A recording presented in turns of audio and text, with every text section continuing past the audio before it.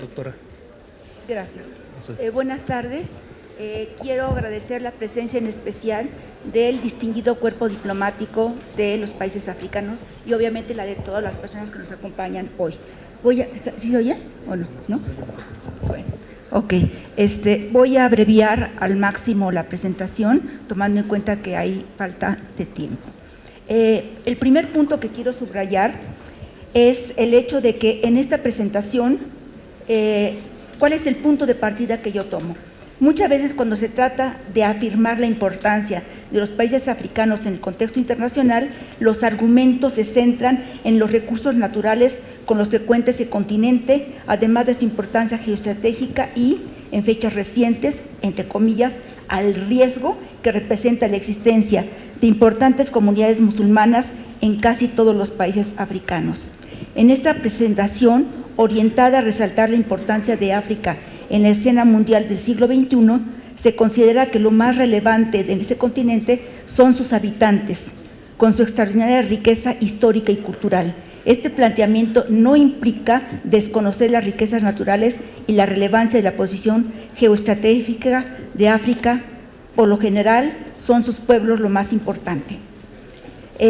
Distintos estudiosos de la realidad africana subrayan el hecho de que desde el punto de vista histórico, desde su nacimiento a la vida independiente, como ya mencionaba la doctora Beatriz Escobar, en términos generales en las décadas de 1950 a 1960, con algunas independencias tardías, la distribución de poder internacional ha sido desfavorable para el continente africano, marginado en los análisis de relaciones internacionales como periférico e incluso con frecuencia ignorado, entre comillas, como irrelevante, o en análisis recientes como potencial fuente de inseguridad del sistema internacional.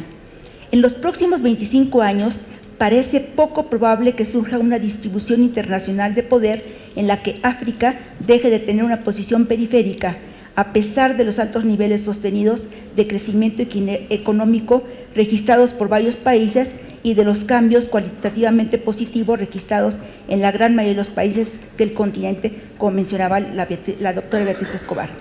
Es importante tomar en cuenta que mientras que la gran mayoría de los países de América Latina tenemos ya no sé cuántos siglos de existencia como vida independiente, bueno, varios siglos, en el caso de los países africanos, en promedio estamos hablando de 55 años.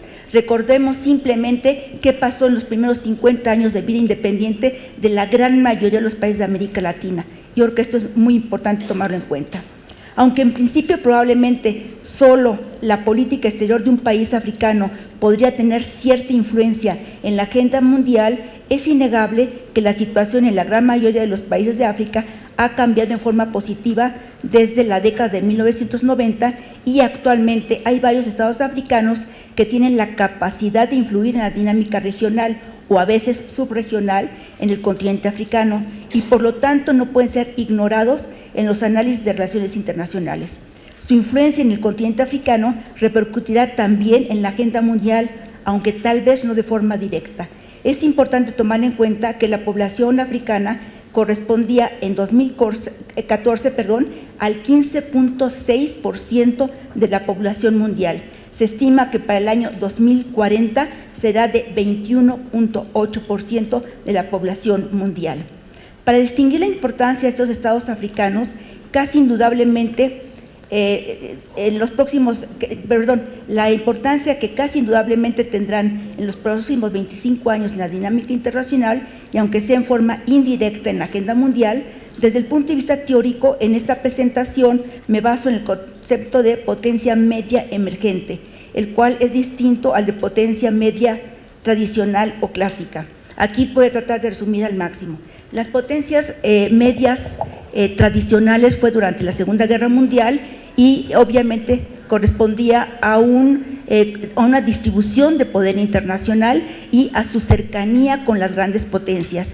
Eran países que tenían un alto nivel de desarrollo económico, una gran estabilidad económica y que debido a sus buenas relaciones, a su cercanía con las grandes potencias y también a su cercanía con intereses de países periféricos, podían mediar como, generalmente se pone entre comillas, como países puentes. Que es tengo más tiempo.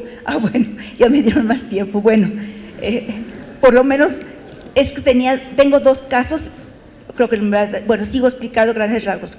Entonces, bueno, eran países que de alguna forma servían para establecer consensos, sobre todo en mediaciones, y por eso se llamaban estados puentes, y de alguna forma se considera que eran en la práctica cercanos o favorables al statu quo, y eso permitía que establecieran esta relación. Ahora, en cuanto a las potencias medias emergentes, y aquí quiero hacer énfasis en dos aspectos importantes.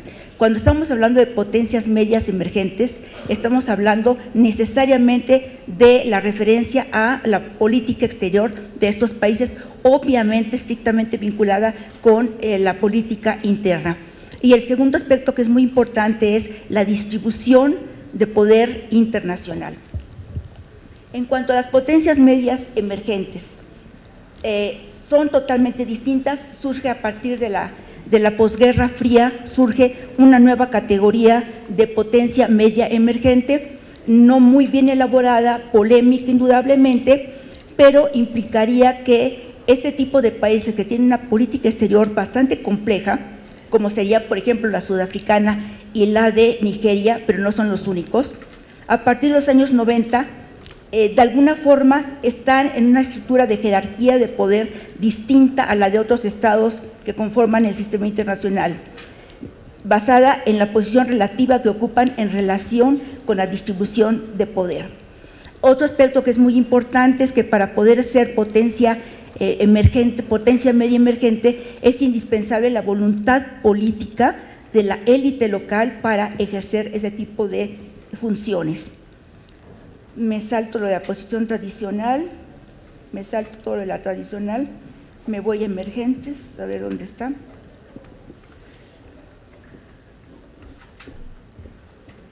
Bueno, con el surgimiento de las denominadas potencias medias emergentes, se permite distinguir históricamente a este nuevo tipo de potencias de la posguerra fría, de las potencias medias tradicionales. Estas más potencias medias emergentes por lo general juegan un papel de líderes regionales debido a su poderío económico, militar y o geopolítico y a su papel diplomático, y gozan de reputación internacional. A diferencia de las tradicionales, no necesariamente tienen un nivel de ingresos altos ni gozan de estabilidad política ni económica interna, y aunque su definición como nuevas potencias medias emerge en gran parte de su indudable relación privilegiada con las grandes potencias, de su posición también subordinada frente a estas y de su papel de mediadores en los conflictos entre estas y los estados de poder relativo, en foros multilaterales no necesariamente coinciden con la posición de las grandes potencias. Destacando que por lo general carecen de la suficiente estabilidad política y económica internas, el análisis de las potencias medias emergentes se dificulta aún más porque en ocasiones asumen posiciones que cuestionan el statu quo internacional, cuando consideran que sus funciones de acomodamiento son diferentes y por lo tanto pueden adoptar posiciones de confrontación vis-a-vis las grandes potencias, manifestando críticas abiertas. Bueno, aquí ya entro a los temas que realmente son importantes. A partir de este contexto teórico, la posición de países como Sudáfrica y Nigeria, como potencias medias, y subrayo lo de emergentes, es difícil de conceptualizar.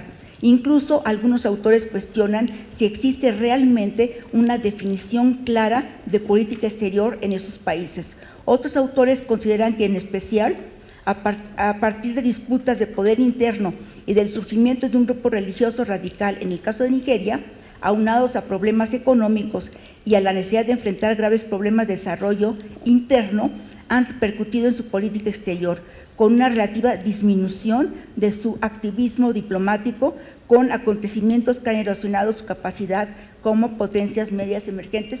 Podríamos empezar a ver ya, por favor, la siguiente, pues estamos en el mapa de África. Perdón, aquí, sí. Bueno, ok.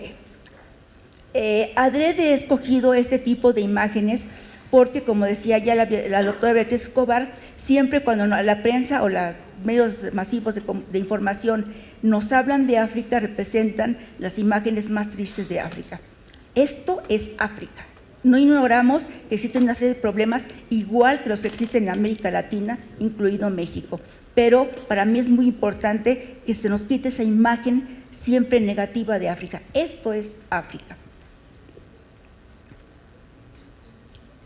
En el caso de Sudáfrica, aquí hay otra cosa importante.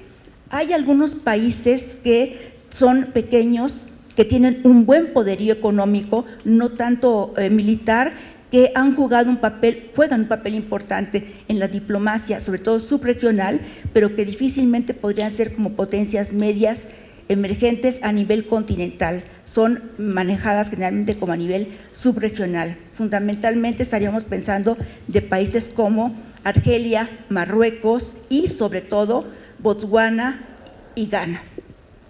Y Angola, perdón, se me olvidó Angola.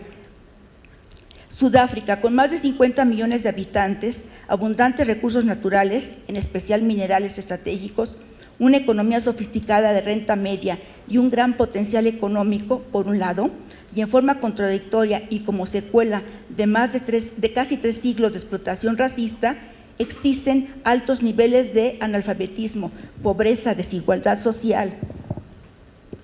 A partir de 1994 se transformó en forma sensible la posición de Sudáfrica en la escena mundial, dejando atrás el largo periodo de aislamiento internacional, aunque en sentido estricto no todos los países lo respetaban, y actualmente colabora en la arquitectura mundial de la posguerra fría.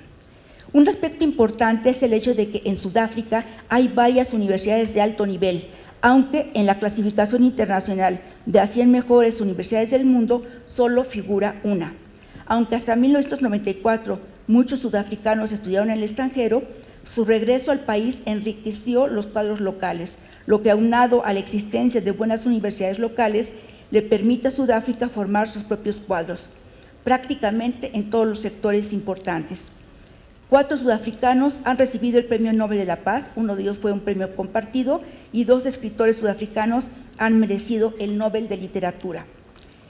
En esta década, y tomando como base la denominada Nueva Política Exterior Sudafricana, también conocida, la década de 90, también conocida como la diplomacia Mandela, basada en la promoción de la democracia y en la solución negociada de los conflictos, tomó fuerza la definición de Sudáfrica como un nuevo tipo de hegemón regional con aspiraciones mundiales, calificándolo como precisamente potencia media emergente y como un buen ciudadano internacional, lo de buen ciudadano internacional entre comillas. Es importante destacar que la concepción de Sudáfrica como un nuevo tipo de hegemón regional es motivo de debates tanto entre académicos como entre políticos sudafricanos, mientras que la política exterior post-apartheid es objeto de amplios debates a nivel nacional. En el contexto africano, la nueva política exterior sudafricana ha suscitado preocupaciones debido al antecedente hegemónico regional pro statu quo desempeñado por el gobierno racista, principalmente durante la Guerra Fría, que era considerado como un aliado estratégico de Estados Unidos. Y además una desconfianza ante lo que ha sido calificado como la pretensión del gobierno de Sudáfrica post-apartheid de asumir en África el papel político de Big Brother. La nueva política exterior tiene su origen en el triunfo electoral de abril del 94, que de manera simbólica marcó el fin del apartheid. Aquí también me salto un poco.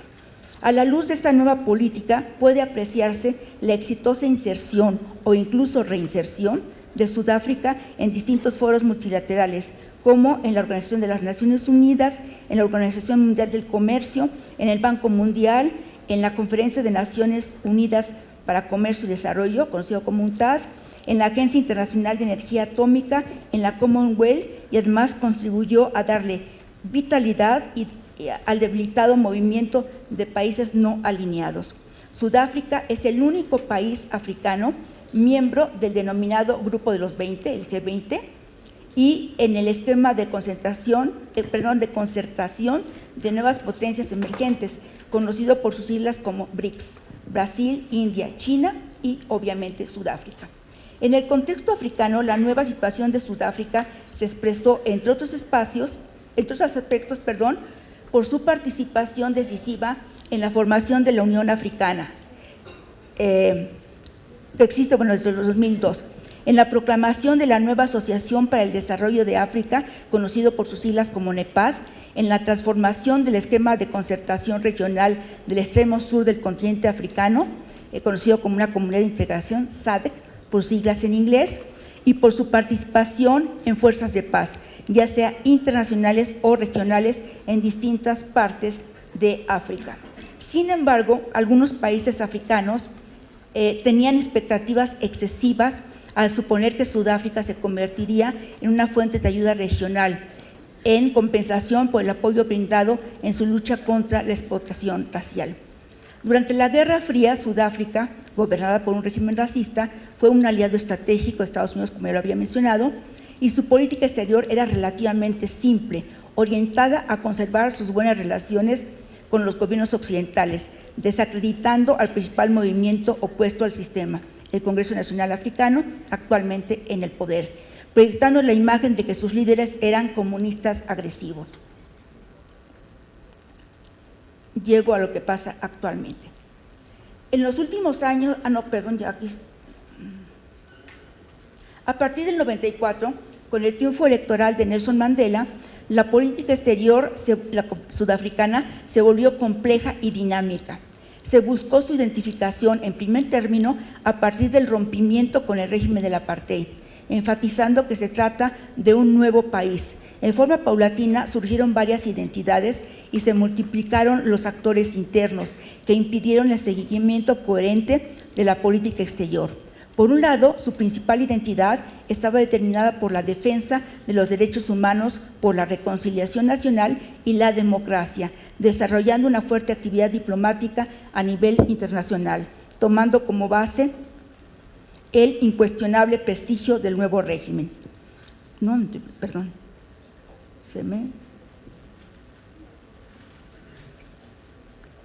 Es importante destacar que, espero que sea lo que corresponde, no, se me movió, perdón, esto ya está, esto ya está. Siempre me pasa esto con el iPad.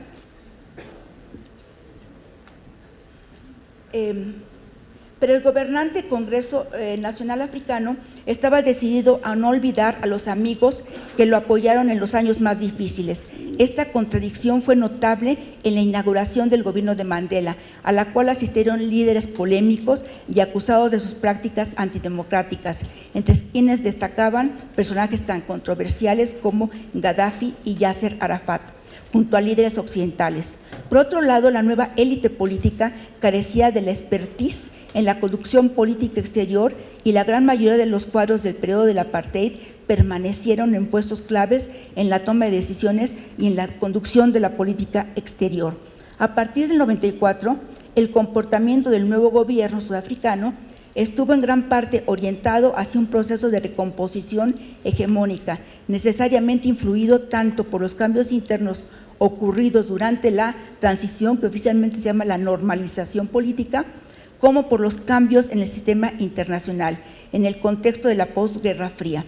Este proceso se pudo apreciar en el contexto del extremo sur de África y en la búsqueda de un acuerdo con la Unión Europea. En la escena internacional, en sentido amplio, su rasgo más significativo sería, por un lado, el compromiso con la promoción de los derechos humanos y la democracia, y por otro, el compromiso con el papel asumido como peacemaking. Al mismo tiempo, parecía muy notable la preocupación en cuanto a la forma en que los países miembros de la Comunidad de Desarrollo del Sur de África, SADC, por sus siglas en inglés, percibían el nuevo dinamismo de la política exterior sudafricana. ¿Cuánto tiempo me queda? Me salto todo. Yo creo que ya habría muchas cosas que hablar de Sudáfrica, pero lo que pasa es que no quiero dejar fuera a Nigeria, y en algún instante va a aparecer Nigeria.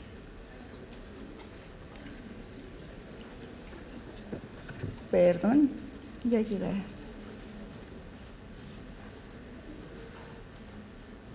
Híjole. Ok.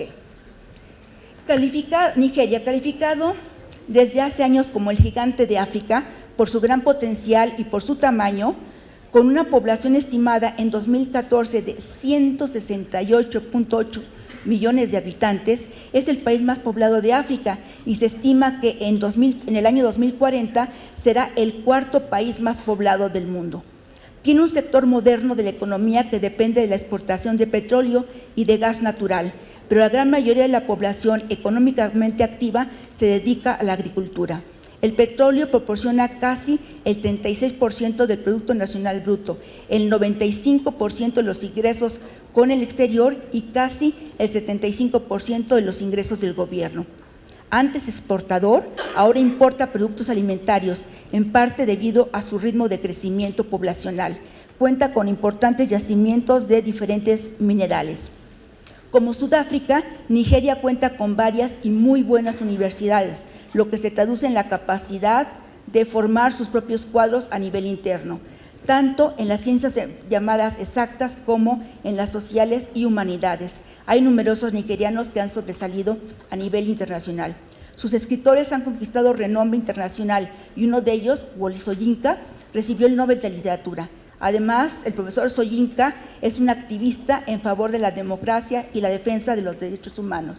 En una ocasión, un dictador, en ausencia, lo juzgó por pena de muerte, pero afortunadamente tiene más de 80 años y sigue vivo. La política, tanto interna como externa de Nigeria, es particularmente compleja y debido a que enfrenta fuertes retos de gobernabilidad en el plano interno. A diferencia de Sudáfrica, existe una oposición fuerte y competitiva en la escena electoral. Su participación es muy importante en la Unión Africana y en ECOWAS, por sus siglas en inglés, Comunidad Económica de Estados de África Occidental, sobre todo en la formación de fuerzas de paz regionales, ya sea en el marco de la Unión Africana o en la ECOWAS, sin ignorar que su participación en operaciones de paz en África en algunos casos ha sido polémica.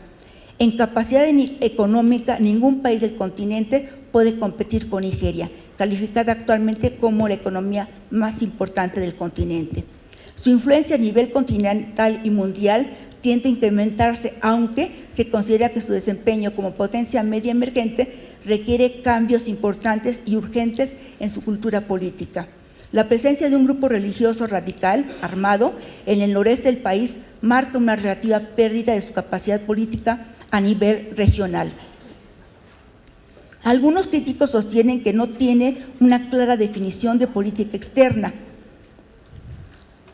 lo que a mediano y a largo plazo repercute en el hecho de que un cambio de gobierno puede repercutir en un cambio en las prioridades de política externa.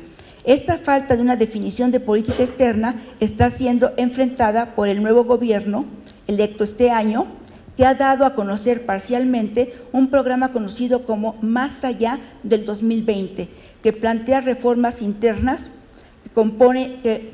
que comprende el sector de seguridad, las instituciones, el Estado de Derecho, el respeto a los derechos humanos y la depuración de la economía, con especial atención a la reducción de la pobreza. Algunos analistas… ¿Cuánto me quedan, perdón? ¿Todavía? Bueno. Okay. Bueno, alcanzo a terminar bien Nigeria y algunas conclusiones. Algunos analistas sostienen que el gobierno actual tiene una larga lista de prioridades, pero tiene un liderazgo fuerte y la visión para proyectar a Nigeria en la posición que debe ocupar en la escena mundial, incluso como, entre comillas, la posiblemente única superpotencia africana a mediano plazo. Se estima que en los próximos 20 años el ritmo de crecimiento de Nigeria podría alcanzar el 8% anual, lo que implica que será una de las economías de mayor crecimiento en África.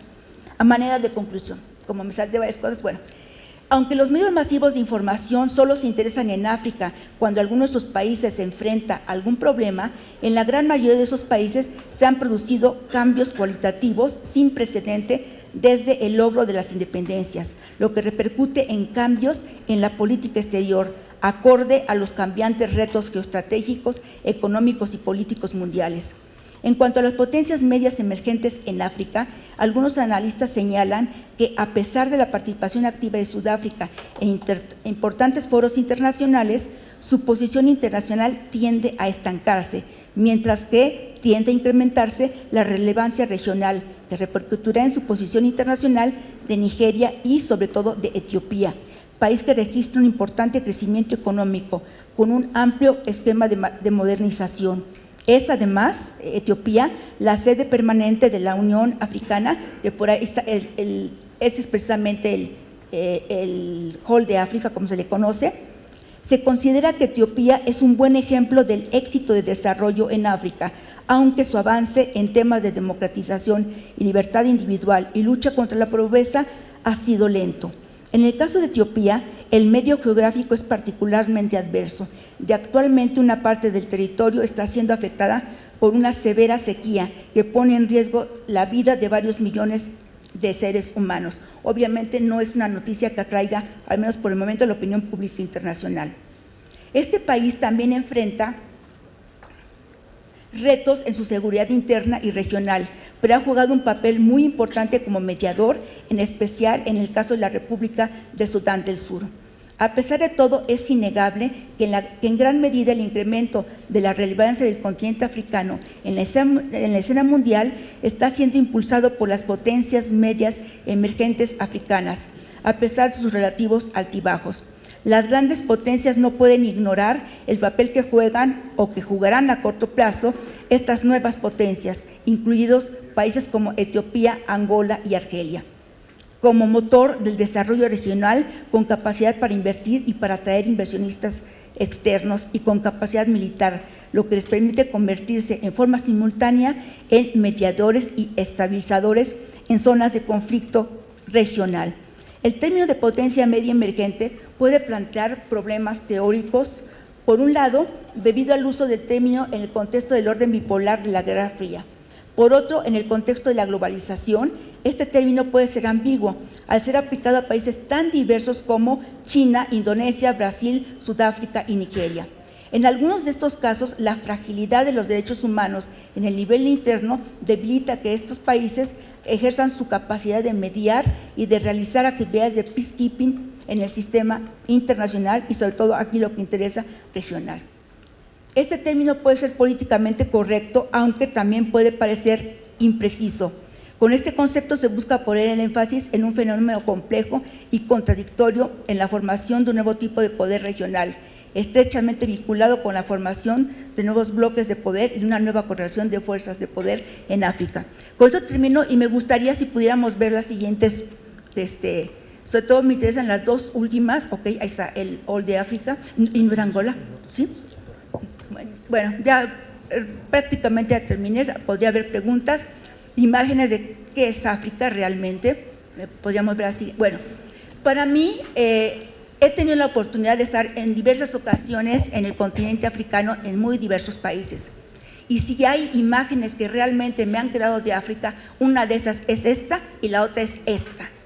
Yo creo que en un continente en donde uno encuentra la alegría, es este tipo de niños, digamos que son el prototipo de los niños africanos, que saben reír, que con cualquier cosa se entusiasman, etcétera, etcétera.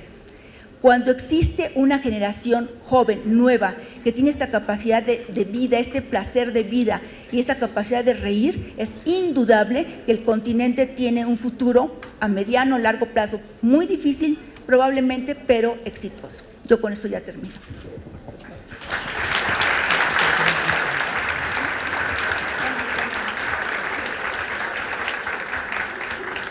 Bueno, vamos a pasar a la sección de preguntas. Tenemos una pregunta para la doctora.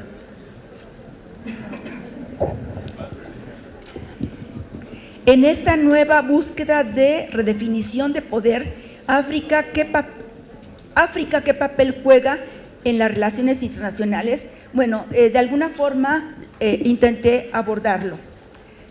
Por un lado, en los análisis de relaciones internacionales, generalmente se sigue ignorando la relevancia de África, y yo en lo particular considero que muchas veces se ignora conscientemente a África porque la gente no conoce África y es un conocimiento complejo el que se requiere para realmente entender la realidad africana. Entonces, bueno, en los análisis todavía se tiende a ubicar a África en una posición periférica y por lo tanto no importante, o lamentablemente en el contexto que estamos viviendo como una fuente potencial de inseguridad internacional.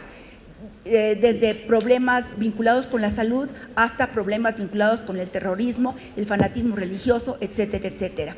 Ahora bien, hay lo que aquí yo planteo con el tema de potencias medias emergentes. Las potencias, en principio, solamente Sudáfrica actualmente se le considera, y lo pongo entre comillas, como un jugador internacional, en la dinámica internacional. Y en gran parte es debido al gran prestigio que se heredó de la época de la lucha contra el apartheid y obviamente a la figura de Nelson Mandela.